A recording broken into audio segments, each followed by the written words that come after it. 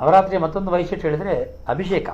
ಅಭಿಷೇಕ ಎಲ್ಲ ದಿವಸವೂ ಒಂದೇ ಅಭಿಷೇಕ ದೇವರಿಗೆ. ಬೆಳಿಗ್ಗೆ ಅಭಿಷೇಕ ಆಗಿ ಅಲಂಕಾರ ಬಿಟ್ಟು ರಾತ್ರಿವರೆಗೂ ದೇವರು ನೋಡ್ಬೋದು.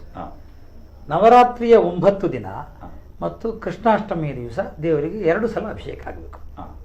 ಮಧ್ಯಾಹ್ನಕ್ಕಾದಂತಹ ಅಲಂಕಾರವನ್ನು ತೆಗೆದು ದೇವರಿಗೆ ನೀರಿನ ಅಭಿಷೇಕ ಮಾಡಿ, ದೇವರ ನಂದಿನಿದ್ದು ಪಂಚಾಮೃತ ಅಭಿಷೇಕ ಮಾಡಿ ಪುನಃ ಅಲಂಕಾರ ಮಾಡಬೇಕು.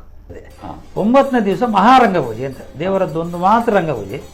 ಆ ರಂಗಪೂಜೆಗೆ ಸುಮಾರು ಒಂದು 500ರಿಂದ 600 ಆರತಿಗಳಿರ್ತದೆ. ಸಣ್ಣ ಒಂದಷ್ಟು ಸಾಧಾರಣ 200ಕ್ಕಿಂತ ಮೇಲೆ ಹರಿವಾಣಗಳಿರ್ತದೆ. ಆಮೇಲೆ ಆಗಮೋಕ್ತ ನೀರಾರತಿ, ನೀರಾಜನ ಅಂತ ಒಂದಿದೆ, ಮತ್ಸ್ಯಾರತಿ, ಕೂರ್ಮಾರತಿ, ಆಮೇಲೆ ಸರ್ಪಾರತಿ, ಚಕ್ರಾರತಿ, ಶಂಖಾರತಿ, ವೃಂದಾವನಾರತಿ, ಈಗ ಎಲ್ಲೆಲ್ಲ ಆರತಿಗಳಾಗಿ ದೇವರಿಗೆ ವಿಶೇಷವಾಗಿ ಪೂಜೆ ಆಗ್ತದೆ. ದೇವರು ಆ ದಿವಸ ರಂಗಪೂಜೆಗೆ ಸ್ನಾನ ಮಾಡುವ ಮೊದಲು ದೇವರಿಗೆ ಕೈ ಮುರಿದ ಸ್ನಾನಕ್ಕೆ ಹೋಗಬೇಕು. ಯಾಕೆ ಹೇಳಿದ್ರೆ ಕಟೀಲಿನಲ್ಲಿ ಆ ದಿವಸದ ರಂಗಪೂಜೆಯ ದಿವಸ ಗರ್ಭಗುಡಿಯೊಳಗೆ ನಮ್ಮನ್ನು ಕುತ್ಕೊಳಿಸುವುದು ದೇವರೇ, ನಾವಲ್ಲ ಅಂತ ನಮ್ಮ ಪರಿಕಲ್ಪನೆ. ಯಾಕೆ ಹೇಳಿದ್ರೆ ಅತ್ಯಂತ ಸಣ್ಣದಾದಂತಹ ಒಂದು ಗರ್ಭಗುಡಿ ನಮ್ಮಲ್ಲಿ ನೋಡಿದ್ರೆ ಅದರಲ್ಲಿ ಏನಿಷ್ಟು ಸಣ್ಣ 2.25 ಫೀಟ್ನ ಬಾಗಿಲೇನುಂಟು, ಆ ಬಾಗಿಲ ನಾವು ಒಳಗೆ ಹೋಗ್ಬೇಕು, ಗಾಳಿಯು ಅದರಲ್ಲೇ ಒಳಗೆ ಹೋಗ್ಬೇಕು, ಗಾಳಿ ಅದರಲ್ಲೇ ಹೊರಗೆ ಬರಬೇಕು, ಬೇರೆ ದಾರಿ ಇಲ್ಲ, ಕಿಟಕಿ ಇಲ್ಲ, ಒಂದು ಸಣ್ಣ ತೂತಿಲ್ಲ, ಒಂದು ಸೂಜಿ ಹಾಕುವ ತೂತಿಲ್ಲ.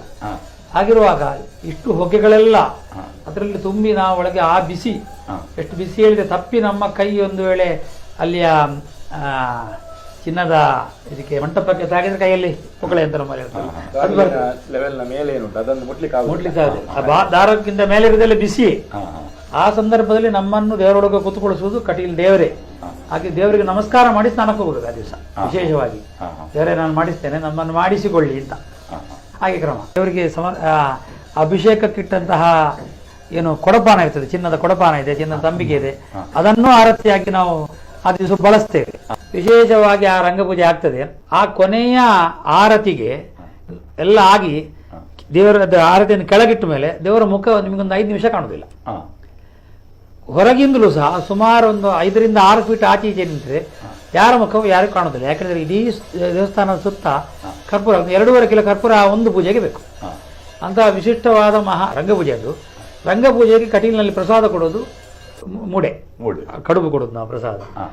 ನವರಾತ್ರಿಯ ಮಹಾರಂಗ ಪೂಜೆಯ ಮೂಡೆ ಮಾಡಲಿಕ್ಕೆ ಪಾವಂಜೆಯ ಅನಂತರಾಜರಾಯರ ಮನೆಯವರು ನಮ್ಮಲ್ಲಿ ಸ್ವಯಂ ಪಾಕದವರು ಅಂತ ಅವ್ರು ಬರಬೇಕು. ಅವರಿಗೆ ವಿಶೇಷವಾಗಿ ಹಿಂದಿನ ದಿವಸ ಬಂದಾಗ ಅವರಿಗೆ ವೀಳ್ಯದೆಲೆ ಇದೆಲ್ಲ ಕೊಟ್ಟು ಉಪಚಾರ ಮಾಡಲಿಕ್ಕೆ ಉಂಟು. ಆಮೇಲೆ ಆ ದಿವಸ ನಾವು ಅಕ್ಕಿ ಮತ್ತು ಉದ್ದನ್ನು ಅಳೆದು ನಮ್ಮ ಆಸರಣರು ಮೊದಲು ಹಾಕಿ ಮುಹೂರ್ತ ಮಾಡಲಿಕ್ಕೆ ಉಂಟು. ಆಮೇಲೆ ಅರ್ದು ಅದನ್ನು ಹಾಕೋದು ಒಂದು ದೋಣಿಗೆ, ದೋಣಿ. ಆ ದೋಣಿ ನಮ್ಮಲ್ಲಿ ಬಹಳ ಹಿಂದಿನಿಂದ ದೋಣಿ ಉಂಟದು. ಆ ಮೂಡೆ ಎಷ್ಟಾಗ್ತದೆ ಹೇಳಿದ್ರೆ ನಿಮಗೆ ಕೇಳಿದ್ರೆ ಆಶ್ಚರ್ಯ ಆಗಬೇಕು. 8 ಮುಡಿ ಉದ್ದು ಬೇಕು.